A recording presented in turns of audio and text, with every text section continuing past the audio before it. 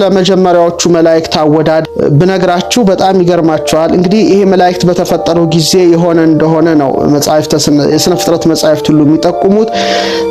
አጋይስት በተባለው ነገድ ላይ የተሾመው ሳጥናኤል ጊዜው ጨለማ ነበር ይላል፣ ብርሃን አልነበረም።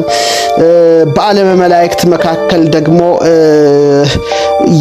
ድንገት ማይምራን ማለት የሚያውቁ ለባውያን የሚያስተውሉ ሆነው የተፈጠሩ ፍጥረታት ስለነበሩ በድንገት እግዚአብሔርም ደግሞ ተመራማሪ አይምሮ ስለሰጣቸው ይሹ ይመርምሩ ይፈልጉ ሲል እንደተሰወራቸው ጊዜው ጨለማ ስለነበር አንዱን መልአክ ያየዋል። በተለይ አካላቸው ብርሃናማ አካላት ስለነበረ ይተያያሉ።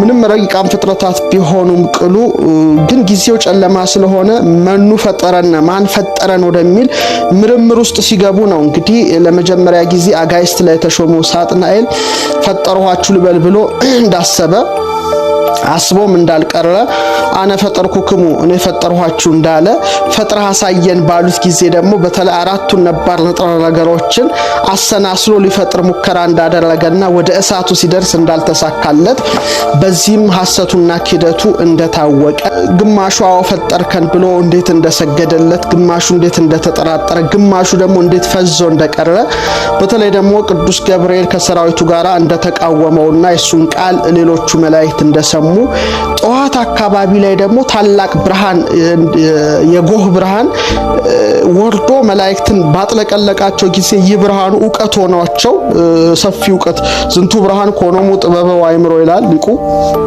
ወደ ጥበብና ወደ ዕውቀት ገብተው እንደተቃወሙት መጨረሻ ላይ ግን ፍልሚያ እንዳነሳ ከነሱ ጋር እንደተዋጋ በተለይ በውጊያው ጊዜ በሶስተኛው ድል እንደተነሳ እንደወደቀ በጣም ሰፊ ነገር። ዛሬ ግን ስለ ኔፍሊም ነው ማነሳው።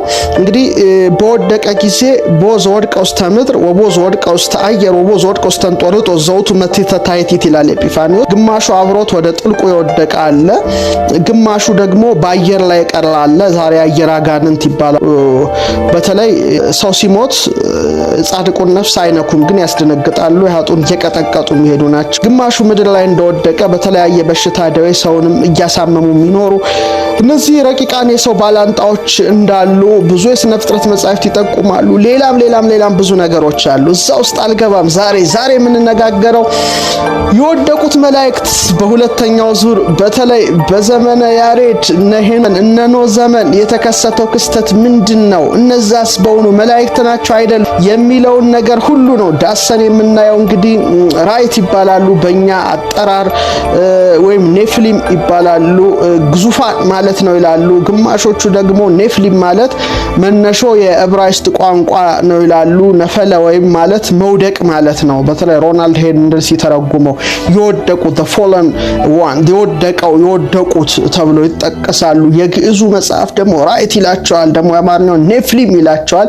ኔፍሊም እንግዲህ የወደቁ መሆናቸውን ወይም ጃይንት ግዙፋን መሆናቸውን ነው የሚጠቁመው። የሚገርመው ስለ ራይት ወይም ኔፍሊሞች ለመጀመሪያ ጊዜ ጽፎልን የምናገኘው የአዳም ሰባተኛ ትውልድ የሆነው ሄኖክ ነው። እንግዲህ ፍቅር ማረከኝ በሕይወቴ በዘመኔ ፍቅር ማረከኝ በሕይወቴ በዘመኔ መጽሐፈ ሄኖክ ስለነዚህ ነገሮች በዝርዝር የጻፈ የመጀመሪያው ጽሑፍ ነው። ግን መጽሐፈ ሄኖክ በብዙ ሀገር ተቆራርጦ ተበታትኖ ያለ እንጂ እንደ ኢትዮጵያ በምልአት ወይም በሙሉ መዝገብነት የተገኘ አልነበረም። ኢትዮጵያ ግን ለብዙ ዘመናት ይህ መጽሐፍ ሲነበብ፣ ሲተረጎም፣ ሲመሰጠር፣ ሲራቀቅ፣ ሲተነተን በሊቃውንቱ እጅ ስለነበረ መጽሐፈ ሄኖክ ለኢትዮጵያውያን እንግዳ አልነበረም።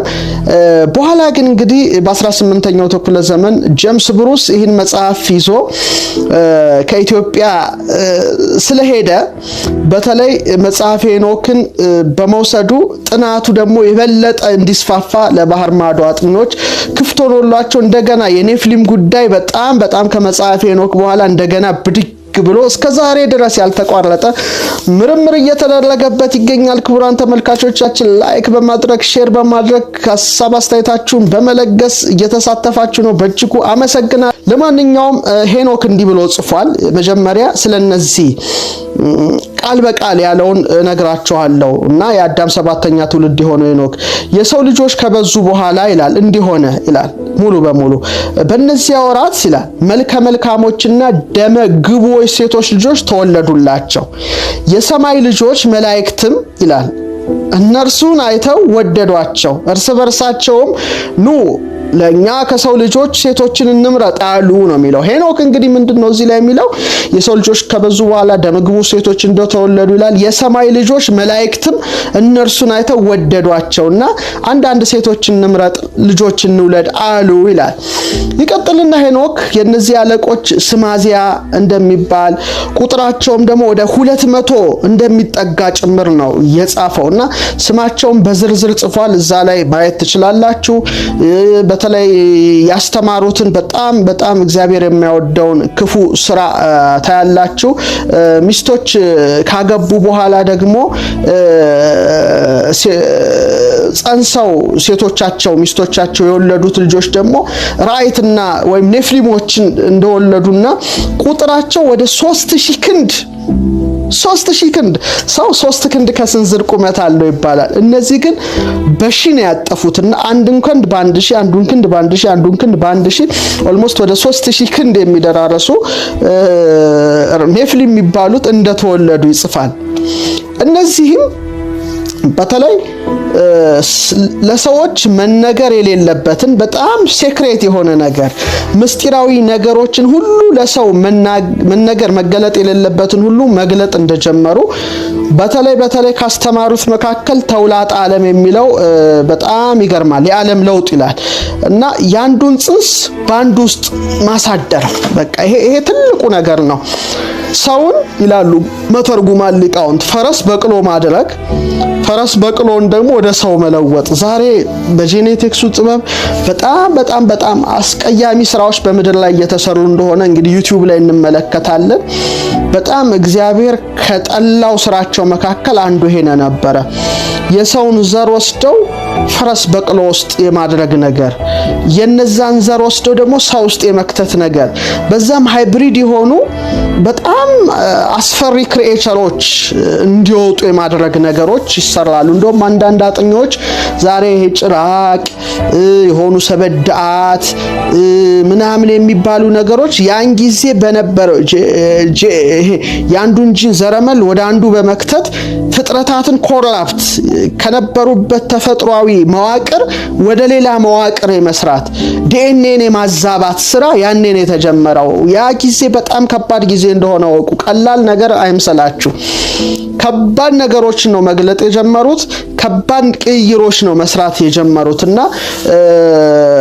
በማዳቀል ሂደት ዘረመልን የማዛባት ሂደት ነበረ ዛሬም እንደዚህ አይነት ነገሮች እንደሚሰሩ በድብቅ ይነገራል ምናቀው ነገር ግን የለም ከዛ ይቀጥልና ሄኖክ ከመላእክት ሩፋኤል ከፈጣሪ ተልኮ ውጊያ ያስተማራቸውን አዛዜልን እጅና እግሩን አስሮ ዱዳኤል በመትባል ቦታ የነበረች ምድረ በዳን ከፍቶ ጨለማ ውስጥ እንዳሰረው በላዩም ጠማማና የሻፎ የሚባሉ ስልስል ድንጋዮችን እንደገጠመበት እስከ ፍርድ ቀን ድረስ ብርሃንን እንዳያይ እንደሸፈነው ሄኖክ ጨምሮ ጽፏል በተለይ ሄኖክን 2-3 እንድታነቡ ምዕራፍ 2 እና ምዕራፍ 3 ነግራቸዋለሁ ሌላ ደግሞ 7 ትውልዶች ይላቸዋል የሚጠቁትን እንደገና በምድር ኮረብታ በታች ደግሞ እንደታሰሩም ጭምር ይጽፋል ከዛ በኋላ ከእሳቱ በታች ወዳለ የጭንቅ ቦታ እንደሚወሰዱና በግዞት ቤት ይዘጋባቸዋል የሚል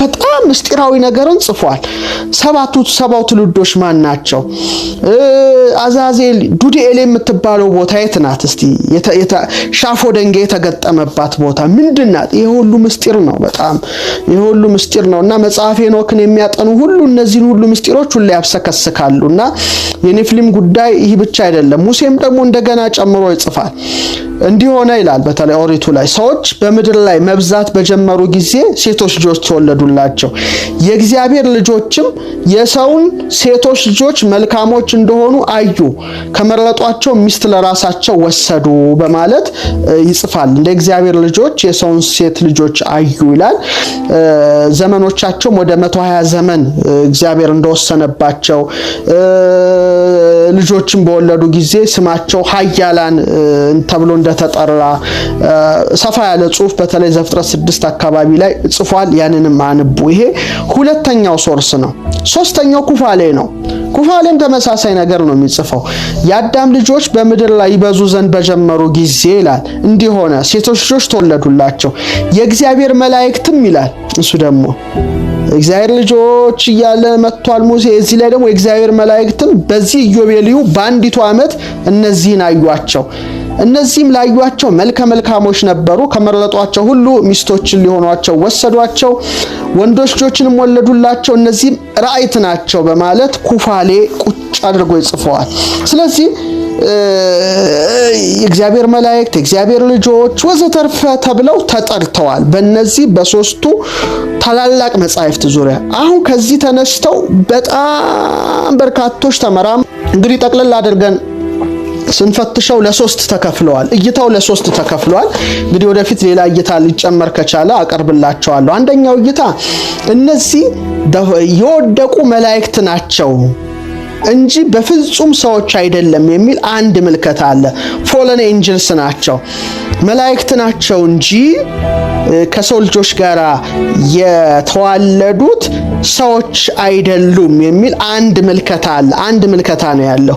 ሁለተኛው ምልከታ ዲሴንዳንትስ ኦፍ ሴት ኤንድ ካይን የሴት ልጆችና የቃየን ልጆች ናቸው እንጂ መላእክት እዚህ ውስጥ አልገቡም የሚሉ ደግሞ ሁለተኛ አመለካከት አለ። ሶስተኛው አመለካከት ምንድነው? ስጋ እንዲለብሱ የተደረጉ መላእክት ናቸው ነው። አሁን ለሶስት ነው ከፍለን የምናየውና እንደ አጥሚ ዝም ብለን ጭፍን ያለ ነገር እንደ ዝም ብሎ ጭፍን እንዳለ ሰውና እንደ አጥሚ ሁሉንም ሐሳቦች ማየት፣ መጭመቅ፣ መመርመር፣ መፈተሽ በተፈጥሮ የተሰጠን ስጦታ እንደሆነ ማወቅ ይገባል እንጂ ማንም በዚያ ሁሉም እይታቸውን አስፍረዋል። እነዛን እይታ ተመረምራለ፣ ታነጥራለ፣ ትፈትሻለ፣ መልካሙን ነገር ትይዛለ። የመጀመሪያው ምልከታ እንግዲህ የወደቁ መላእክት ናቸው፣ ሰዎች አይደሉም። እነዚህ 200 የመጡት ከሰማይ መላእክት ናቸው ካሉት ከጥንቶቹ ሊቃውንት መካከል ተርቱሊያን ወይም ጠርጠሉስ የሚባል አንድ ተጠቃሽ ነው። በተለይ ከ553 እስከ 240 ጀምሮ የነበረ ከኤንሸንት ቸርች ፋዘርስ መካከል ተርቱሊያን ጠርጠሉስ አንዱ ይጠቀሳል። ሌላው ግን ከ250 እስከ 325 የነበረው ላክታንታኒዩስ የተባለ ተጠቃሽ ነው።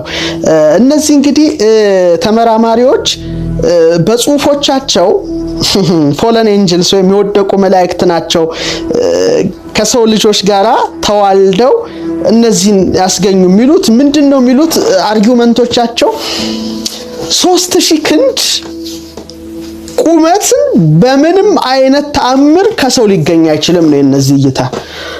ሰው 3 ክንድ ከስንዝር ነው።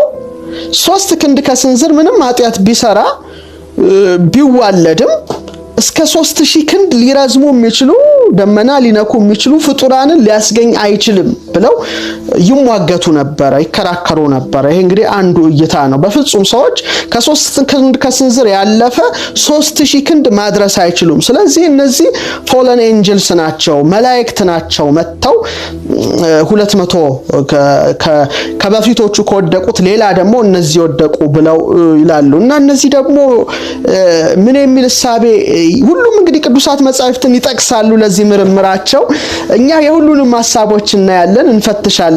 መመርመር እና የማንጠር ደግሞ የሊቅ ስራ ነው ብዬ አስባለሁ።